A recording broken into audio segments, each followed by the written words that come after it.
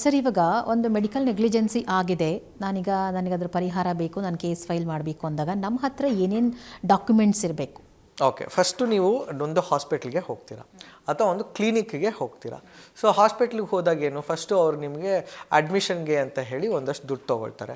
First ಕನ್ಸಲ್ಟೇಷನ್ಗೆ ಅಂತ ಹೇಳಿ 1,000, ಆಮೇಲೆ ಕಾರ್ಡ್ ಮಾಡಿಸ್ಲಿಕ್ಕೆ ಅಂತ ಹೇಳಿ 1,000, ಆಮೇಲೆ ಆ ಟೆಸ್ಟು ಈ ಟೆಸ್ಟು ಇನ್ನೊಂದು ಮತ್ತೊಂದು ಎಲ್ಲ ಸೇರಿ ಒಂದು 50,000 ಬಿಲ್ ಮಾಡ್ತಾರೆ ಅಂತ ಅಂದ್ಕೊಳ್ಳೋಣ. ಪ್ರತಿಯೊಂದಕ್ಕೂ ನಿಮ್ಮ ಹತ್ರ ಬಿಲ್ ಇರುತ್ತಲ್ಲ. ಸೊ ಆ ಬಿಲ್ಲು ನನಗೆ ಪ್ರೈಮಾ ಫೇಸಿ ಕೇಸ್ ಆಗಿರಬೇಕು. ಬಿಲ್ ಇಲ್ಲದೆ ನಾನು ಒಬ್ಬರ ಮೇಲೆ ಕೇಸ್ ಹಾಕ್ತೀನಿ ಅಂತಂದರೆ ಅಲ್ಲಿನ CCTV ಫುಟೇಜ್ ಇರಬೇಕು. ನಾನು ಹೋಗಿದ್ದೆ ಆ ಟೈಮಲ್ಲಿ ನಂಗೆ ಅವ್ರು ಬಿಲ್ ಕೊಟ್ಟಿಲ್ಲ ಅಂತ ನಾನು ಸಬ್ಸ್ಟ್ಯಾನ್ಷಿಯೇಟ್ ಮಾಡೋಕ್ಕಾಗಬೇಕು. ಬಟ್ ಜನರಲಿ ಈಗಿರೋ ಸಿಚುಯೇಷನಲ್ಲಿ ಎಲ್ಲರೂ ಬಿಲ್ಸ್ ಕೊಟ್ಟೇ ಕೊಡ್ತಾರೆ. So the bills that are given, ಏನು ಕೊಟ್ಟಿರ್ತಾರೆ, that will become the basic asset for us to file a case. So first ನಾನು ಆ ಹಾಸ್ಪಿಟ್ಲಿಗೆ ಹೋಗಿದ್ದೆ, ಅವ್ರು ನನಗೆ ಈ ಬಿಲ್ಸ್ ಕೊಟ್ಟರು, ಈ ಥರ ಒಂದಷ್ಟು ಸರ್ಜರಿ ಆಪ್ರೇಷನ್ ನಡೆದ ನಂತರ ಈ ಒಂದಿಷ್ಟು ಅಮೌಂಟ್ನ ಪೇ ಮಾಡು ಅಂತ ಹೇಳಿದ್ರು. ಆಮೇಲೆ ಪ್ರಿಸ್ಕ್ರಿಪ್ಷನ್ ಕೊಟ್ಟೇ ಕೊಡ್ತಾರೆ. ಮತ್ತು ಇನ್ನೊಂದು ಏನಾಗುತ್ತೆ ಅಂತಂದರೆ ನಾವು ಸ್ವಲ್ಪ ಕಾಶಿಯಸ್ ಆಗಿರಬೇಕಾಗುತ್ತೆ as a patient when we go to the hospitals. ಕೆಲವೊಮ್ಮೆ ಏನಾಗುತ್ತೆ, ನಾನೇ ಸುಮಾರು ಕೇಸ್ಗಳಲ್ಲಿ ನೋಡಿರೋ ಹಾಗೆ ಇಂಗ್ಲೀಷಲ್ಲಿ ಇರುತ್ತೆ ಅದು ಕನ್ಸೆಂಟ್ ಫಾರ್ಮು. ಇವ್ರು ಸುಮ್ಮನೆ ಆಪ್ರೇಷನ್ ಟೆನ್ಷನಲ್ಲಿ ಏನೋ ಆಗುತ್ತೆ ಅಂತ ಹೇಳಿ ಸುಮ್ಮನೆ ಸೈನ್ ಮಾಡಿಬಿಟ್ಟಿರ್ತಾರೆ. ಬಟ್ ಏನಿದೆ ಅದನ್ನು ಓದಿರಲ್ಲ, ಯಾಕಂದರೆ ಕನ್ನಡದಲ್ಲಿ ಇರಲ್ಲ ಅದು, ಅಥವಾ ಕನ್ನಡದಲ್ಲಿದ್ದು ಅವ್ರಿಗೆ ಇಂಗ್ಲೀಷಲ್ಲಿ ಇತ್ತು ಅಂತಂದರೆ ಅದು ಗೊತ್ತಿರಲ್ಲ, ಏನು ಸಬ್ಜೆಕ್ಟ್ ಮ್ಯಾಟ್ರ್ ಏನಿದೆ ಅಂತ ಗೊತ್ತಿರಲ್ಲ.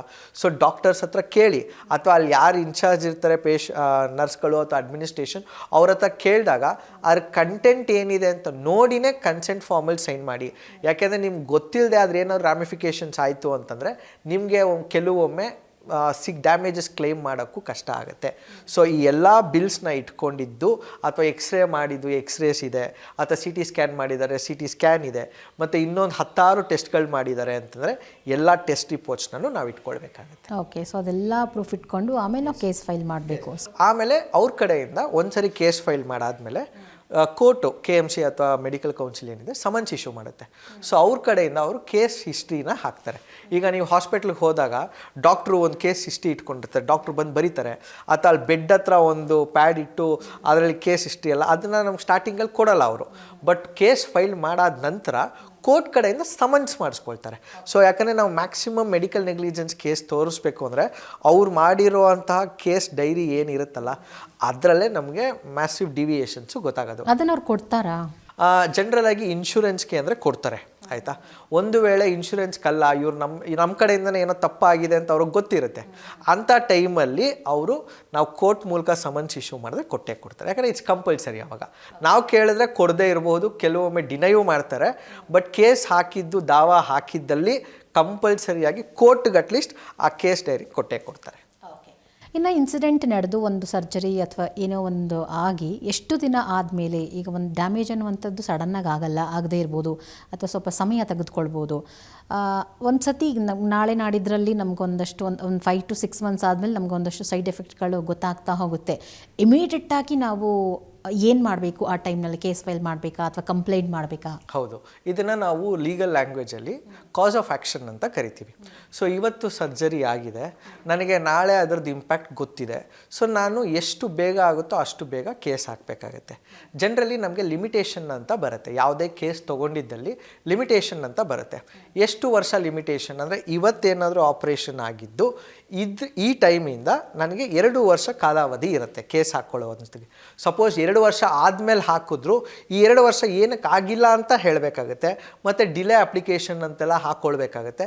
ಇದನ್ನು ಅವಾಯ್ಡ್ ಮಾಡೋದಕ್ಕೆ ಜನರಲಿ 2 ವರ್ಷದ ಮುಂಚೆ, ಅಂದರೆ ಆಗಿದ್ದ ದಿನ ಯಾವಾಗ ಸರ್ಜರಿ ಆಯಿತು ಅಥವಾ ಆಪ್ರೇಷನ್ ಆಯಿತು ಅವತ್ತು ಕಾಸ್ ಆಫ್ ಆ್ಯಕ್ಷನ್ ಸ್ಟಾರ್ಟ್ ಆಗುತ್ತೆ. ಅಲ್ಲಿಂದ 2 ವರ್ಷದ ಒಳಗಡೆ ನಾನು ಕೇಸ್ನ ಹಾಕ್ಕೊಳ್ಬೇಕಾಗುತ್ತೆ. ಒಂದು ವೇಳೆ 2 ವರ್ಷ ಮೇಲೆ ಹಾಕ್ಕೊಂಡಿದ್ದಲ್ಲಿ ಕೋರ್ಟ್ ಅದನ್ನು ಡಿಸ್ಮಿಸ್ ಮಾಡಬಹುದು. ಯಾಕೆಂದರೆ ನೀವು 2 ವರ್ಷದಿಂದ ಏನು ಮಾಡ್ತಿದ್ರಿ ಅಂತ ಪ್ರಶ್ನೆ ಉದ್ಭವ ಆಗುತ್ತೆ. ಬಟ್ ಆ 2 ವರ್ಷನೂ ನಾನು ಇಲ್ಲಿರಲಿಲ್ಲ, ನಾನು ಎಲ್ಲೋ ಮೆಡಿಕಲ್ ನನಗೆ ಆಪ್ರೇಷನ್ ಮಾಡಿಸೋದಕ್ಕೆ ಇನ್ನೆಲ್ಲೋ ಹೋಗಿದ್ದೆ ಅಂತ ಪ್ರೂವ್ ಮಾಡ್ಲಿಕ್ಕೆ ಆಯಿತು ಅಂದರೆ ಜೆನ್ಯೂನ್ ಆಗಿ ಕೋರ್ಟ್ ಅದನ್ನು ಕೇಳುತ್ತೆ. ಬಟ್ ಒಂದು ವೇಳೆ ಇಲ್ಲ ಅಂದಲ್ಲಿ ಜನರಲಿ 2 ವರ್ಷಗಳ ಮಾತ್ರ ನನಗೆ ಲಿಮಿಟೇಷನ್ ಇರುತ್ತೆ. ಓಕೆ, ಈಗ ಒಂದು ಕೇಸ್ ನಡೆದು ಒಂದು ತೀರ್ಪು ಬರಬೇಕು ಅಂತಂದರೆ ಒಂದು ಕೇಸ್ನಲ್ಲಿ ಎಷ್ಟು ಸಮಯ ಬೇಕಾಗತ್ತೆ? ಜನರಲಾಗಿ ನಮಗೆ ಇಂತಹ ಕೇಸ್ಗಳಲ್ಲಿ ಮ್ಯಾಕ್ಸಿಮಮ್ 1 to 2 yearsಲ್ಲಿ ಬೇಗ ಆಗೋಗುತ್ತೆ. ಕರ್ನಾಟಕ ಮೆಡಿಕಲ್ ಕೌನ್ಸಿಲಲ್ಲೂ ಬೇಗ ಆಗುತ್ತೆ, ಮತ್ತು ಕನ್ಸ್ಯೂಮರ್ ಕೋರ್ಟಲ್ಲೂ ಜನರಲಾಗಿ ಬೇಗ ಆಗುತ್ತೆ. ಅಂದರೆ ಆ ಸೈಡವರು ಅಥವಾ ಆಪೋಸಿಟ್ ಸೈಡವ್ರು ಎಷ್ಟು ಪ್ರೊಲಾಂಗ್ ಮಾಡ್ತಾರೆ ಅನ್ನೋದ್ರ ಮೇಲೂ ಆಗುತ್ತೆ. But generally to a maximum level 1 to 2 ಇಯರ್ಸಲ್ಲಿ ಕೇಸ್ ಇತ್ಯರ್ಥ ಆಗೋಗುತ್ತೆ. ಯಾಕಂದರೆ ಇದೇನು ಪಾರ್ಟಿಷನ್ ಶೂಟ್ ಏನಲ್ಲ ಅಥವಾ ಬೇರೆ ಕೇಸ್ ಏನಲ್ಲ. ಯಾಕಂದರೆ ಎಲ್ಲರನ್ನೂ ಕೇಳಬೇಕು ಅಂತ ಏನಿರಲ್ಲ. ಇಲ್ಲಿ ಡಾಕ್ಟರ್ಸ್ ಮತ್ತು ಪೇಷಂಟ್ಸ್ ಇಬ್ಬರ ಮಧ್ಯೆ ನಡೆಯುವಂತಹ ಒಂದು ಕೇಸ್ ಆಗಿರೋದ್ರಿಂದ ಮ್ಯಾಕ್ಸಿಮಮ್ ಒಂದು 2 to 3 ಇಯರ್ಸಲ್ಲಿ ಮುಗ್ದೋಗುತ್ತೆ. ಬಟ್ ಒಂದು ವೇಳೆ ಅವ್ರೇನಾದ್ರು ಅಪೀಲ್ ಹೋದರು, ಯಾವುದಾದ್ರು ಒಂದು party would be hurt ultimately, ಇವ್ರು ಗೆಲ್ತಾರೆ ಅಥವಾ ಅವ್ರು ಗೆದ್ದೇ ಗೆಲ್ತಾರೆ. ತಿರ್ಗಾ ಅಪೀಲ್ ಹೋದರೆ ಅದೊಂದಷ್ಟು ವರ್ಷ ಹೋಗುತ್ತೆ. ತಿರ್ಗಾ ಅದ್ರ ಮೇಲೆ ಅಪೀಲ್ ಹೋಗ್ಬೋದು. ಸೊ ಹಂತವಾಗಿ ಹೋಗ್ಬೋದು. ಡಿಸ್ಟ್ರಿಕ್ಟ್ ಕೋರ್ಟ್ ಇರುತ್ತೆ, ಆಮೇಲೆ ಡಿಸ್ಟ್ರಿಕ್ಟ್ ಕಮಿಷನ್ ಇರುತ್ತೆ, ಆಮೇಲೆ ನೆಕ್ಸ್ಟು ಸ್ಟೇಟ್ ಕಮಿಷನ್ ಇರುತ್ತೆ, ನ್ಯಾಷನಲ್ ಕಮಿಷನ್ ಇರುತ್ತೆ, ಸುಪ್ರೀಂ ಕೋರ್ಟ್ ತನಕನೂ ಹೋಗಬಹುದು. ಸೊ ಯಾರು ಎಲ್ಲಿ ತನಕ ಹೋಗ್ತಾರೆ ಅನ್ನೋದ್ರ ಮೇಲೆ ಡಿಪೆಂಡ್ ಆಗುತ್ತೆ. ಬಟ್ ಜನರಲಿ ನಾವು ಡಿಸ್ಟ್ರಿಕ್ಟ್ ಕಮಿಷನಲ್ಲಿ ಅಂತಂದರೆ 1 to 2 ಇಯರ್ಸಲ್ಲಿ ಆಗುತ್ತೆ. ಇಲ್ಲಿ ಕರ್ನಾಟಕ ಮೆಡಿಕಲ್ ಕೌನ್ಸಿಲ್ ಅಂತಂದರೂ ಮ್ಯಾಕ್ಸಿಮಮ್ 1 to 2 ಇಯರ್ಸಲ್ಲಿ ಮುಗ್ದೋಗುತ್ತೆ. ಈಗ ಮೆಡಿಕಲ್ ನೆಗ್ಲಿಜೆನ್ಸ್ ಅಂತ ಬಂದಾಗ ಕೇವಲ ಆಸ್ಪತ್ರೆಗಳಲ್ಲಿ ನಡೆಯುವಂಥ ಎಡವಟ್ಟುಗಳ ಮೇಲೆ ನಾವು ಕೇಸ್ ಹಾಕ್ಬೋದಾ ಅಥವಾ ಬೇರೆ ರೀತಿಯಾದಂಥ ಇನ್ಸಿಡೆಂಟ್ಗಳು ಈ ಆ್ಯಕ್ಟ್ ಅಡಿಯಲ್ಲಿ ಬರುತ್ತಾ? ಇಲ್ಲಿ ಜನರಲ್ ಆಗಿ ನಾವು ಇವಾಗ ಸಪೋಸ್ ಫ್ರೀ ಸರ್ವಿಸ್ ಅಂತ ಹೋಗ್ತೀವಿ, ಎಲ್ಲೋ ಫ್ರೀ ಸರ್ವಿಸ್ ಇದರಲ್ಲಿ ಬರುತ್ತಾ? ಇಲ್ಲ. ಇದರಲ್ಲಿ ಸಪೋಸ್ ನಾವು ಎಲ್ಲೋ ಹೋಗ್ತೀವಿ, ನಮ್ಗೆ ಯಾರೋ ಹೇಳಿರ್ತಾರೆ, ದೊಡ್ಡವ್ರು ಹೇಳಿರ್ತಾರೆ, ಇಲ್ಲಿ ಹೋಗಿ ಇವರೇನೋ ರೆಡಿ ಮಾಡ್ತಾರೆ, ಆಯುರ್ವೇದ ಮೆಡಿಸಿನ್ ಕೊಡ್ತಾರೆ. ವಿತ್ ಆಲ್ ಡ್ಯೂ ರೆಸ್ಪೆಕ್ಟ್, ನಾನು ಆಯುರ್ವೇದ ಅಂತೆಲ್ಲ ಹೇಳ್ತಿರೋದು, ಯಾವುದೋ ಒಂದು ಮೆಡಿಸಿನ್ ಕೊಡ್ತಾರೆ ಅಂತ ಹೇಳ್ತಿರೋದು. ಆ ಮೆಡಿಸಿನ್ ಕೊಟ್ಟಾಗ ಅದರಿಂದ ಸೈಡ್ ಎಫೆಕ್ಟ್ಸ್ ಆಗುತ್ತೆ. ನಾನು ಹೋಗಿ ಇವಾಗ ಅವ್ರ ಮೇಲೆ ಕೇಸ್ ಹಾಕಬಹುದಾ? ಅವ್ರ ಮೇಲೆ ಮೆಡಿಕಲ್ ನೆಗ್ಲಿಜೆನ್ಸ್ ಕೇಸ್ ಅಂತ ಹಾಕಲಿಕ್ಕೆ ಬರಲ್ಲ. ಯಾಕಂದರೆ ಅವ್ರು ಡಾಕ್ಟ್ರೇ ಅಲ್ಲ. ಅವ್ರು ಡಾಕ್ಟ್ರ್ ಆಗಿದ್ರು ಅಂತಂದರೆ ನಾನು ಅವ್ರ ಮೇಲೆ ಕೇಸ್ ಹಾಕ್ಬೋದು. ಮೆಡಿಕಲ್ ರಿಜಿಸ್ಟ್ರೇಷನ್ ಏನಾದ್ರು ಇದೆಯಾ? ಈಗ MBBS ಡಾಕ್ಟರ್ ಇರ್ತಾರೆ, BAMS ಡಾಕ್ಟರ್ ಇರ್ತಾರೆ, ಹೋಮಿಯೋಪತಿ ಡಾಕ್ಟರ್, ಅವ್ರ ರಿಜಿಸ್ಟ್ರೇಷನ್ ಇದೆಯಾ? ರಿಜಿಸ್ಟ್ರೇಷನ್ ಇದ್ದಲ್ಲಿ ನಾನು ಕರ್ನಾಟಕ ಮೆಡಿಕಲ್ ಕೌನ್ಸಿಲ್ಗೆ ಹೋಗೋದು, ಅವ್ರ ರಿಜಿಸ್ಟ್ರೇಷನ್ನ ಕ್ಯಾನ್ಸಲ್ ಮಾಡಿಸೋದು ಎಲ್ಲದನ್ನೂ ಆಗುತ್ತೆ. ನಾವು ಹಿಂಗೆ ಕೆಲವ್ರನ್ನ ಕ್ವಾಕ್ಸ್ ಅಂತ ಕರಿತೀವಿ. ಕ್ವಾಕ್ಸ್ ಅಂದರೆ ಅವರು ಪ್ರಾಕ್ಟೀಸ್ ಮಾಡೋರೇ ಅಲ್ಲ, ಸುಮ್ಮನೆ ಏನೋ ಯಾವುದೋ ಒಂದು ಮರದ ತುಂಡೇನೋ ಸಿಕ್ತು ಅದನ್ನೇ ಮೆಡಿಸಿನ್ ಮಾಡ್ತೀನಿ ಅಂಥೇಳಿ ಅಂಥವ್ರ ಮೇಲೆ ನಂಗೆ ಕೇಸ್ ಹಾಕ್ಬಹುದಾ? ಇಲ್ಲಿ KMC ಮುಂದೆ ಹಾಕಲಿಕ್ಕೆ ಬರಲ್ಲ. ಯಾಕಂದರೆ ಅವ್ರು ರಿಜಿಸ್ಟರ್ ಆಗಿರಲ್ಲ. ಅವ್ರ ಮೇಲೆ ನಾನು ಬೇಕಂದರೆ ಕ್ರಿಮಿನಲ್ ಕೇಸ್ ಹಾಕಬಹುದೇ ವಿನಃ ನಾನು ಇಲ್ಲಿ ಕರ್ನಾಟಕ ಮೆಡಿಕಲ್ ಕೌನ್ಸಿಲ್ ಮುಂದೆ ಹಾಕಲಿಕ್ಕೆ ಬರಲ್ಲ. ಯಾಕೆಂದರೆ ಅವ್ರು ರಿಜಿಸ್ಟರ್ಡ್ ಡಾಕ್ಟರ್ಸೇ ಅಲ್ಲ. ಈ ಮೆಡಿಕಲ್ ಕೌನ್ಸಿಲಲ್ಲಿ ಏನಕ್ಕೆ ಹಾಕ್ತೀವಿ ಅಂದರೆ ಇವರೆಲ್ಲರೂ ಕರ್ನಾಟಕ ಮೆಡಿಕಲ್ ರಿಜಿಸ್ಟ್ರೇಷನ್ ಆ್ಯಕ್ಟ್ ಅಡಿಯಲ್ಲಿ ರಿಜಿಸ್ಟರ್ ಮಾಡ್ಕೊಂಡಿರ್ತಾರೆ. ಬಿಕಾಸ್ ದೇ ಆರ್ ರಿಜಿಸ್ಟರ್ಡ್, ಇಲ್ಲಿ KMCಗೆ ಜ್ಯೂರಿಸ್ಡಿಕ್ಷನ್ ಬರುತ್ತೆ. ಬಟ್ ಇವ್ರು ಸಪೋಸ್ ಏನಾದ್ರು ಯಾರ ಹತ್ರನೋ ಹೋಗಿ ಏನಾದ್ರು ಸೈಡ್ ಎಫೆಕ್ಟ್ಸ್ ಆಗಿದ್ದಲ್ಲಿ ಇವ್ರ ಮುಂದೆ ಬರಲ್ಲ. ಅದು ನಾನು ಡ್ಯಾಮೇಜಸ್ ಕೇಳಬಹುದು. But if they are an institution, ಇವಾಗ ಯಾವುದೋ ಒಂದು ಡಾಕ್ಟ್ರ್ ಅಂತ ಹೇಳ್ಕೊಳ್ಬಹುದು, ಒಂದು ಹಾಸ್ಪಿಟಲ್ ಸೆಟಪ್ನ ಮಾಡ್ಕೊಂಡಿರಬಹುದು. ಆ ಸೆಟಪ್ ಮೇಲೆ ನಾನು ತಿರ್ಗಾ ಮೆಡಿಕಲ್ ನೆಗ್ಲಿಜೆನ್ಸ್ನ ಕನ್ಸ್ಯೂಮರ್ ಕೋರ್ಟಲ್ಲಿ ಹಾಕ್ಬೋದು. ಬಟ್ KMC ಮುಂದೆ ಹಾಕಲಿಕ್ಕೆ ಬರಲ್ಲ. ಇನ್ನು ಬ್ಯೂಟಿಗೆ ಸಂಬಂಧಪಟ್ಟಂತೆ ಒಂದಷ್ಟು ಸರ್ಜರಿಗಳನ್ನ ಮಾಡಿಸ್ಕೊಳ್ತಾರೆ, ಅಥವಾ ಸ್ಕಿನ್ ಟ್ರೀಟ್ಮೆಂಟ್ ಆಗಿರ್ಬೋದು, ಚರ್ಮಕ್ಕೆ ಸಂಬಂಧಪಟ್ಟಂಥ ಒಂದು ಚಿಕಿತ್ಸೆ ತಗೊಳ್ಳುವಾಗಲೂ ಒಂದಷ್ಟು ಸೈಡ್ ಎಫೆಕ್ಟ್ಗಳಾಗತ್ತೆ. ಸೊ ಅದು ಸ್ಕಿನ್ ಸ್ಪೆಷಲಿಸ್ಟ್ಗಳ ಮೇಲೆ ನಾವು ಕೇಸ್ ಹಾಕ್ಬೋದಾ ಇನ್ ಕೇಸ್ ಏನಾದರೂ ನಮ್ಗೆ ಆ ಥರ ಸೈಡ್ ಎಫೆಕ್ಟ್ಗಳಾದರೆ? ಹೌದು. ಇದು ಈ ನಡುವೆ ಡೆಲ್ಲಿಯಲ್ಲೂ ಇದೇ ಥರ ಒಂದು ಸಂಗತಿ ನಡೆದಿತ್ತು. ಒಂದು ಏನು ಅಂತಂದರೆ ಲೇಸಿಕ್ ಸರ್ಜರಿ ಅಂತ ಮಾಡ್ಸೋಕ್ಕೆ ಹೋಗ್ತೀವಿ ನಾವು, ಮತ್ತು ಹೇರ್ ಟ್ರಾನ್ಸ್ಪ್ಲಾಂಟ್ ಅಂತ ಮಾಡಿಸೋದು ನಮ್ಗೆ, ಯಾಕಂದರೆ ದೇಹ ಸೌಂದರ್ಯ, ಹೇರ್ ಲೈನು ಅದೆಲ್ಲ ತುಂಬ ಇಂಪಾರ್ಟೆಂಟ್ ಈಗಿನವನಿಗೆ. ಸೊ ಅಂಥ ಟೈಮಲ್ಲಿ ಈ ಹೇರ್ ಟ್ರಾನ್ಸ್ಪ್ಲಾಂಟ್ ಆಗಿರಬಹುದು ಅಥವಾ ಲೇಸಿಕ್ ಸರ್ಜರಿ ಅಂತೇನೋ ಆಗಿರ್ಬೋದು, ಎಲ್ಲದರ ಮೇಲೂ ಹಾಕಬಹುದು. ಫಸ್ಟ್ ಆಫ್ ಆಲ್ ಇವರು ನೀವು ಹೇಳಿದ ಹಾಗೆ ನಾನು ಹೀಗೆ ಎಕ್ಸ್ಪ್ಲೇನ್ ಮಾಡಿದಾಗೆ ಸುಮಾರು ಜನ ಇವ್ರಿಗೆ ಲೈಸೆನ್ಸೇ ಇರಲ್ಲ, ಪರ್ಮಿಷನ್ಸೇ ಇರಲ್ಲ. ಅಂಥವ್ರದ್ದು ನಾನು ಮೆಡಿಕಲ್ ಕೌನ್ಸಿಲ್ ಮುಂದೆ ಮಾಡಲಿಕ್ಕೆ ಬರಲ್ಲ. ಬಟ್ ಏನಾದರೂ ಅವ್ರಿಗೇನಾದ್ರು ಪರ್ಮಿಷನ್ ಇತ್ತು ಅಂದಲ್ಲಿ ಅವ್ರದ್ದು ಲೈಸೆನ್ಸ್ನ ಇಮಿಡಿಯೇಟಾಗಿ ರಿವೋಕ್ ಮಾಡಿಸ್ಬೋದು. ಅಥವಾ ಇವ್ರ ಮೇಲೆ ಡ್ಯಾಮೇಜಸ್ ಅಂತೂ ಖಂಡಿತವಾಗ್ಲೂ ಮಾಡ್ಬೋದು. ಮತ್ತು ಇವ್ರಿಗೆ IPC, ಈಗ BNS ಅಂತ ಏನು ಕರಿತೀವಿ, ಇವ್ರ ಮೇಲೆ ಕ್ರಿಮಿನಲ್ ಚಾರ್ಜಸ್ನೂ ನಾನು ತರಬಹುದು. ಈಗ ಫಾರ್ ಎಕ್ಸಾಂಪಲ್, ಈಗ ಒಂದು ಪೇಷಂಟ್ ಅಥವಾ ಯಾರೋ ಒಬ್ಬರು ಲೇಡಿ ಏನೋ ಒಂದು ಬ್ಯೂಟಿಗೆ ಸಂಬಂಧಪಟ್ಟಂತೆ ಏನೋ ಚಿಕಿತ್ಸೆ ತೊಗೊಂಡಿರ್ತಾರೆ, ಬಟ್ ಅವ್ರಿಗೆ ಸೈಡ್ ಎಫೆಕ್ಟ್ ಆಗಿರುತ್ತೆ. ಅವರು ಡೈರೆಕ್ಟಾಗಿ ಅವ್ರ ಹತ್ರ ಏನು ಪ್ರೂಫ್ಗಳಿರುತ್ತೆ? ನೀವು ಹೇಳ್ದಂಗೆ ಸೇಮ್ ಒಂದು ಏನು ನಾವು ಎಷ್ಟು ಅಮೌಂಟ್ ಕಟ್ಟಿರ್ತೀವಿ ಅದ್ರದ್ದು, ಅಥವಾ ನಾವೇನು ಅವ್ರಿಗೇನು ನಮಗೆ ಮೆಡಿಸನ್ ಕೊಟ್ಟಿರ್ತಾರೆ ನಾವು ಅದ್ರದ್ದು ಸ್ಲಿಪ್ಸ್ ಎಲ್ಲ ಇರಬೇಕಾಗಿ ಬರುತ್ತಾ? ಹೌದು. ಏನಾಗುತ್ತೆ, ನಾನೇ ಸುಮಾರು ಕೇಸ್ಗಳಲ್ಲಿ ನೋಡಿರೋ ಹಾಗೆ, ನಂದೊಬ್ಬರು ಕ್ಲೈಂಟ್ ಇದೇ ಥರನೇ ಒಂದು ಕ್ಲಿನಿಕ್ಕಿಗೆ ಹೋಗ್ತಾರೆ. ಅವ್ರಿಗೆ ಇಲ್ಲಿ ಚರ್ಮದ್ದೇನೋ ಮಾರ್ಕ್ ಬಂದಿರುತ್ತೆ ಅಂತೇಳಿ ಹೋಗ್ತಾರೆ ಅವರು. ಸೊ ಡರ್ಮೆಟಾಲಜಿಸ್ಟ್ ಹತ್ರ ಹೋದಾಗ ಅದು ಏನೋ ಮೆಡಿಸನ್ನು ಕೊಟ್ಟಿರ್ತಾರೆ. ಅವ್ರಿಗೆ ಮೆಡಿಸನ್ ಕೊಟ್ಟಾಗ ಅದು ಸಿಗ್ನಿಫಿಕೆಂಟಾಗಿ ಜಾಸ್ತಿಯಾಗಿ ಸ್ಪ್ರೆಡ್ ಆಗ್ತಾ ಬರುತ್ತೆ. ಸೊ ಅವರು ಸ್ವಲ್ಪ ಇಂಟೆಲೆಕ್ಚುಲಿ ಸ್ಮಾರ್ಟ್ ಇದ್ದರು. ಅವ್ರು ಏನು ಮಾಡಿದ್ರು, ಫೋಟೋಸ್ ತೊಗೊಳ್ತಾನೆ ಇದ್ರು. ಈ ಮೆಡಿಸನ್ ತೊಗೊಂಡಾಗೆಲ್ಲ ಅದು ಜಾಸ್ತಿ ಆಗ್ತಾನೆ ಇತ್ತು. ಸೊ ಅದು ಸ್ಪ್ರೆಡ್ ಆಗ್ತಾ ಇರೋದನ್ನೆಲ್ಲ ಇವ್ರು ಫೋಟೋ ತೊಗೊಳ್ತಾನೆ ಇದ್ರು ಮತ್ತು ಆನ್ಲೈನ್ ಟ್ರಾನ್ಸ್ಫರ್ ಮಾಡಿದ್ರು. ಜನರಲಿ ನೀವು ಏನಾದ್ರು ಕ್ಯಾಶ್ ಕಾಂಪೋನೆಂಟ್ ಜಾಸ್ತಿ ಯೂಸ್ ಮಾಡ್ತಿದ್ರೆ ಅವಾಯ್ಡ್ ಮಾಡಿ. ಅವ್ರು ಅದಕ್ಕೇನಾದ್ರು ಬಿಲ್ ಕೊಟ್ಟರೆ ಏನೂ ಪ್ರಾಬ್ಲಮ್ ಇಲ್ಲ. ಬಟ್ ಇಲ್ಲಿ ಡೈರೆಕ್ಟ್ ನಾನು ಆನ್ಲೈನ್ ಟ್ರಾನ್ಸ್ಫರ್ ಮಾಡಿದ್ರಿಂದ ನನಗೆ ಪ್ರೂಫ್ ಇತ್ತು, ನಾನು ಅವ್ರಿಗೆ ಟ್ರಾನ್ಸ್ಫರ್ ಮಾಡಿದ್ದೀನಿ, 80,000 ಟ್ರಾನ್ಸ್ಫರ್ ಮಾಡಿದ್ದೀನಿ ಅಂತ ಹೇಳಿ.